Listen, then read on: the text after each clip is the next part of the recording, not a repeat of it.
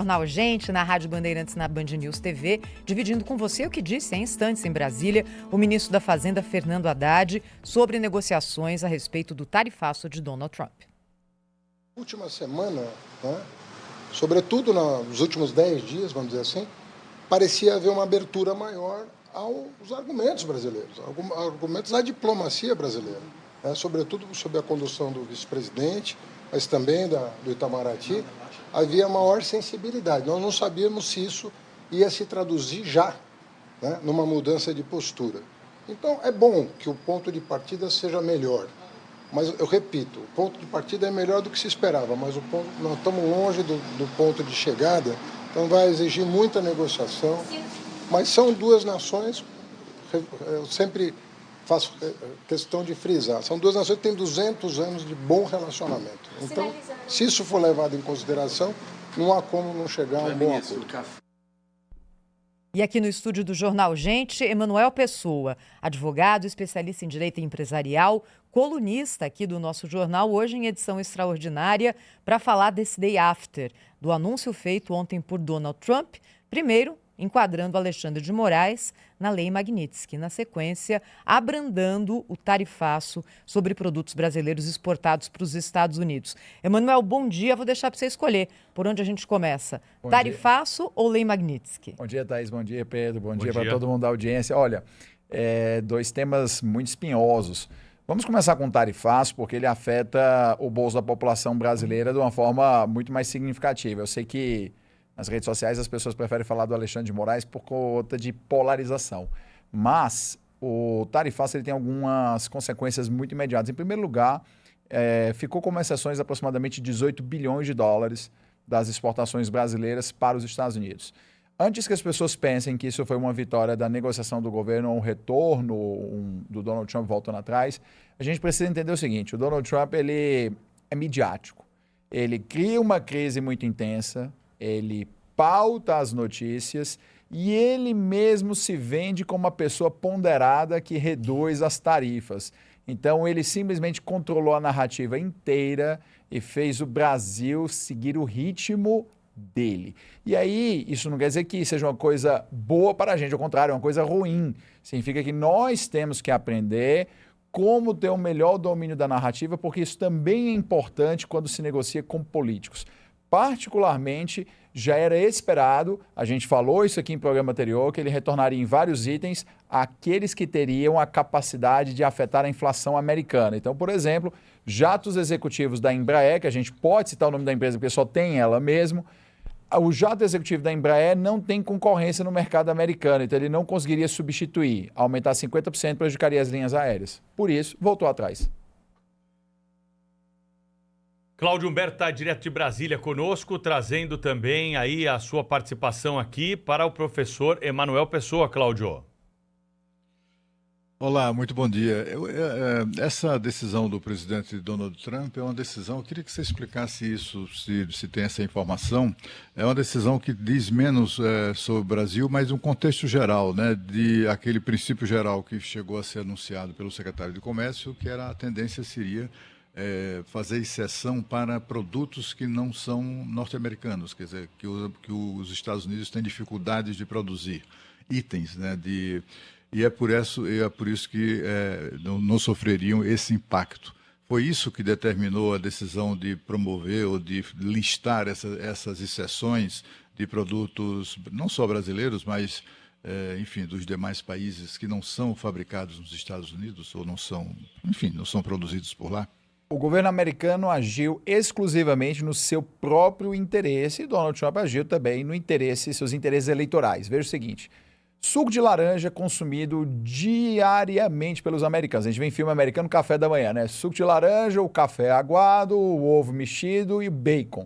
Por que ele iria não colocar o suco de laranja na exceção se isso faria o americano médio pagar mais caro e ficar irritado com ele? Mas o café não entrou. nas O exceções. café não entrou primeiro... O café aguado lá não entrou. Não, o café não entrou Vai porque... ficar mais aguado ainda agora. Então, o suco de laranja não tem como substituir, tá? É o Brasil, ponto final. Você não vai conseguir.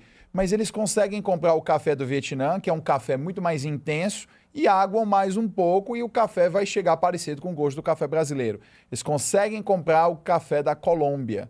E o café já vem numa crescente de preços há bastante tempo por conta das pressões da China, que tem comprado cada vez mais café, porque o público jovem chinês está diminuindo o consumo de chá e aumentando o consumo de café. Quando eu estava em Pequim, a quantidade de cafés em qualquer bairro de Pequim é maior do que o número de cafés na cidade de São Paulo inteira. Então, para ficar muito claro aí, Cláudio, o interesse que prevaleceu foi o interesse americano. Por exemplo, petróleo. Eles poderiam comprar petróleo mais da Arábia Saudita? Poderia comprar mais de outros países? Poderia. Levaria tempo. Então, eles simplesmente mantiveram a compra do petróleo brasileiro. Então, não tem nada surpreendente. Ele agiu em prol do interesse americano. Agora, carne bovina, por exemplo. Por que mantém a tarifa? Porque os produtores americanos já vêm pressionando há bastante tempo para ter proteção contra o Brasil. Então, o eleitorado dele, que é um forte eleitorado agrário lá dos Estados Unidos, já vinha ficando insatisfeito com o Trump por conta da perda de exportações para a China com a guerra comercial. Então, agora ele dá um refresco para esse pessoal, dizendo o seguinte, ó, vamos diminuir a competição com a carne brasileira, produzam mais, ganhem mais dinheiro, lucrem mais. Então, tudo que o Trump fez foi para o interesse econômico americano e para os seus próprios interesses eleitorais. Nenhuma surpresa aí. Professor Emanuel Pessoa está conosco aqui. Hoje os colunistas do Jornal Gente estão todos acionados para nos ajudar a entender esse momento difícil da relação diplomática do Brasil com os Estados Unidos. Eu fui ao arquivo da Rádio Bandeirantes para buscar declarações do presidente Lula na época da campanha dos Estados Unidos. E o senhor tem falado muito sobre a postura aqui, né, das autoridades brasileiras. Para não falar que a gente que está falando, próprio Lula, época da campanha da eleição americana, Kamala Harris contra Donald Trump. Vamos ouvir o que ele disse? A democracia, para mim, ela é o espelho fiel de um sistema político que permite os contrários, permite os antagônicos, permite a disputa civilizada entre a humanidade na discussão de ideias, sem violência. Então, eu acho que a Kamala ganhando as eleições é muito mais seguro da gente fortalecer a democracia nos Estados Unidos. É muito mais seguro. Eu, obviamente, que fico torcendo para a Kamala ganhar as eleições. Tá aí, o presidente Lula tem muitas declarações lá no nosso arquivo, viu? Foram várias vezes que ele falou sobre o assunto, a gente separou uma delas aí para trazer aqui. E esse clima de palanque, ele não foi desmontado até agora, né? O problema não é esse, o problema é o seguinte, toda negociação, um dos elementos básicos da negociação é relacionamento. Todo mundo que trabalha com vendas sabe que você precisa se relacionar bem com o seu cliente. Os Estados Unidos são o nosso segundo maior cliente. Se havia o risco do Donald Trump ser eleito, o Lula deveria tê-lo tratado com respeito. Uma resposta diplomática. Os Estados Unidos são um país com instituições muito fortes, não interessa quem governe, a Constituição americana, blá, blá, blá. Aquilo de enaltecer o nosso comprador e não de criar uma situação na qual ele deixa claro que tem um favorito e na qual ele deixa uma demonização do Donald Trump. A gente não vota nas eleições americanas. Nenhum americano vai votar no fulano A ou B porque o Lula, ou porque o Milei, ou porque qualquer político estrangeiro falou. Ninguém aqui no Brasil vota no Bolsonaro ou no Lula porque o presidente da Hungria gosta mais do Bolsonaro, ou porque o presidente da Venezuela gosta mais do Lula. Isso não existe. Então a gente tem que tratar os nossos compradores sempre com muito carinho e muita atenção. É igual o tratamento que você gosta de receber na padaria da esquina. Você vai na padaria da esquina porque você gosta daquele garçom, ele é legal com você, já sabe o nome, ele já sabe como é o seu café, ele já sabe como é o pingado, como é que é o teu pão na chapa. O que você quer na relação de compra e venda é expandir as vendas. E isso nunca vai acontecer se você distrata o seu comprador, ainda mais um país como os Estados Unidos, que tem instrumentos claríssimos no qual o presidente pode declarar emergências para aumentar a tarifa sobre um país ou não fazer compras. E aí essas emergências, elas podem ser as coisas mais simples do mundo, como o Donald Trump utilizou como justificativa para as tarifas, que o governo brasileiro, porque do ponto de vista da ciência política, né, governo em sentido amplo abrange o judiciário, que o governo brasileiro desrespeitaria a liberdade de expressão de cidadãos americanos no território americano. desculpa simples, que não necessariamente é verdade ou mentira, mas que é o suficiente pela legislação americana para o Trump aumentar as tarifas do Brasil. Ponto final. Retaliação. Professor Emanuel Pessoa, nosso colunista conosco nessa edição especial do Jornal Gente, para você entender todas as consequências aí desse imbróglio com os Estados Unidos, a consequência para o Brasil, para a população brasileira. Emanuel, eu queria conversar contigo agora a respeito de Lei Magnitsky. O Pedro Campos trouxe mais cedo para a gente as consequências, mas eu gostaria de ouvir você a esse respeito. E agora que a lei foi aplicada ao ministro do Supremo, Alexandre de Moraes? O que acontece com a Lei Magnitsky é que ela tem dois efeitos muito claros. O primeiro é que aquele que é sancionado é colocado na lista do governo americano de pessoas que violam a democracia ou os direitos humanos. Isso aqui não é tomalado se o ministro Alexandre de Moraes é um violador da democracia e dos direitos humanos ou não, é apenas a consequência prática da legislação americana. Porque, veja, hoje o Brasil é tão polarizado que metade das pessoas acredita que o Alexandre de Moraes é o salvador da pátria e a outra metade acredita que ele é o Voldemort lá do Harry Potter, né? Por causa da capa esvoaçante. Então, a gente tem que tomar cuidado para deixar só mesmo as consequências do que acontece. Então, primeira consequência prática, ele entra nessa lista. Para quem não o conhece, vê isso de fora, está assistindo do estrangeiro, é óbvio que essas pessoas vão ter um juízo negativo a respeito dele. Como qualquer pessoa teria o juízo negativo a respeito de um brasileiro que tem uma condenação ou inclusão numa lista do próprio governo brasileiro de pessoas que cometeram crimes. É normal. E o segundo ponto que acontece com ele, que essa é a parte mais dura e vai gerar um impasse tenebroso no Brasil, é a morte financeira e digital do ministro Alexandre de Moraes. A gente parece que se esquece, mas praticamente toda a nossa infraestrutura digital e financeira, ou ela é norte-americana ou ela passa por empresas americanas. E toda essa infraestrutura agora fica proibida de ser fornecida ao ministro Alexandre de Moraes. Então, por exemplo, se ele quiser voar de Gol, ele não pode voar a Gol porque a Gol tem operações nos Estados Unidos e se a Gol deixar o ministro voar, pode tomar multa de bilhões de dólares. Não pode voar de Latam pelo mesmo motivo. Não pode voar da Azul pela mesma razão. O ministro Alexandre de Moraes não vai poder usar Visa, Mastercard ou American Express porque usam infraestruturas de pagamento dos Estados Unidos. Ele pode voar de jatinho alugado no Brasil. Se o seguro ou o resseguro tiver sido feito nos Estados Unidos, a companhia também tem que negar serviço para ele. Não vai poder usar e-mail do Google, Outlook, todos os e-mails. Por quê? Porque essas empresas, embora quando o serviço seja gratuito, elas não têm a obrigação de cancelar o serviço, elas historicamente, quando as sanções foram aplicadas a russos e venezuelanos, cancelaram os serviços para evitar ter que pagar multa nos Estados Unidos. Então, o ministro Alexandre de Moraes acaba de sofrer a morte financeira digital. Vai ser muito difícil para ele conseguir efetivamente utilizar esses serviços. O que vai acontecer que vai gerar um impasse? É praticamente certo que ele vai entrar com uma ação judicial, ele vai obter uma liminar, se no primeiro grau, no Supremo Tribunal Federal, isso é uma discussão de competência, o Supremo tem se arvorado tanta competência que provavelmente eles vão tentar enquadrar isso como atentado à democracia brasileira e a competência vai para o Supremo Tribunal Federal. E aí o ministro Alexandre de Moraes vai conseguir as liminares que vai determinar que todos os serviços continuem sendo prestados a ele. Aí as empresas vão obedecer à ordem brasileira do ministro do Supremo Tribunal Federal ou as empresas brasileiras que têm operações nos Estados Unidos vão correr o risco de tomar multas de bilhões de dólares. Isso vai gerar um impasse gigantesco, porque algumas dessas empresas, você imagine, as nossas aéreas, praticamente todas têm grandes dificuldades financeiras. Imagine que elas cumpram a decisão judicial e tomam uma multa amanhã de $1 bilhão nos Estados Unidos. Elas quebram.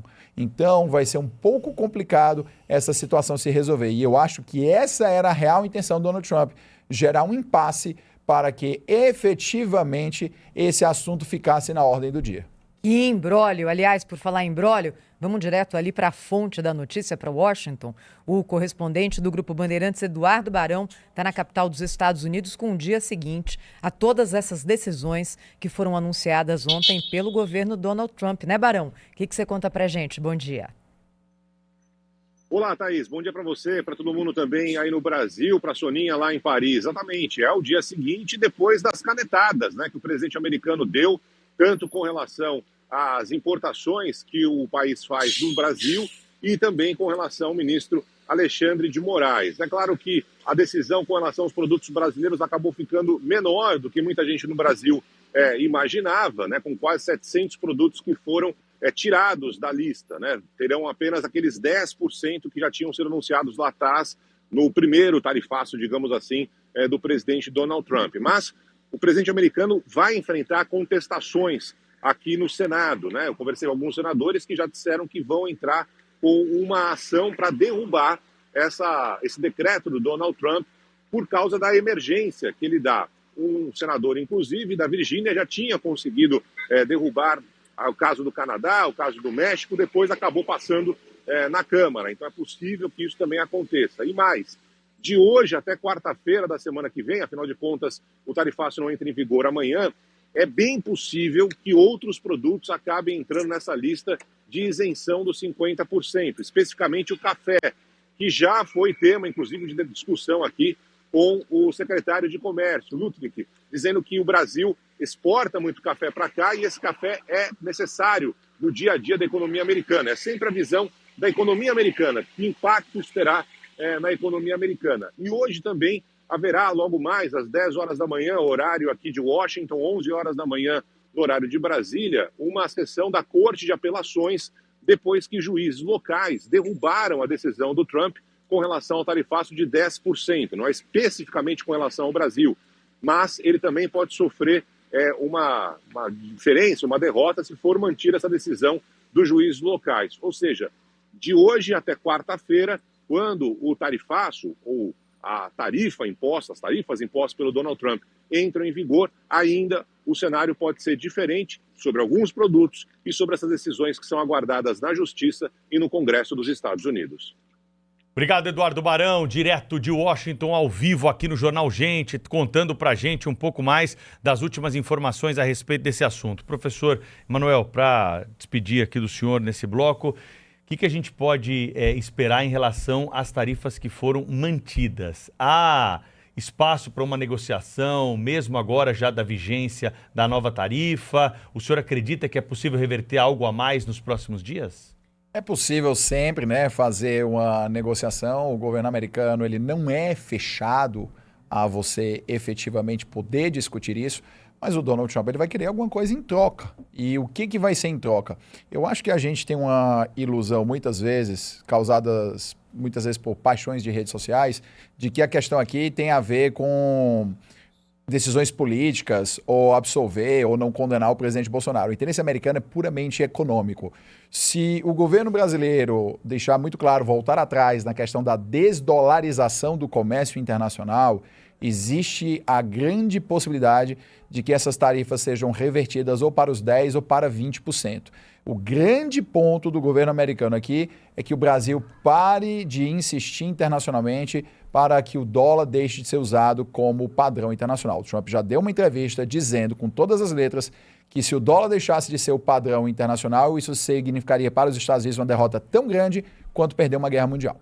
Doutor Emanuel Pessoa, com a visão aqui jurídica desse imbróglio todo no Jornal Gente. Obrigada, viu, Emanuel? Até a próxima. Obrigado a vocês. Bom dia. Bom dia. No próximo bloco é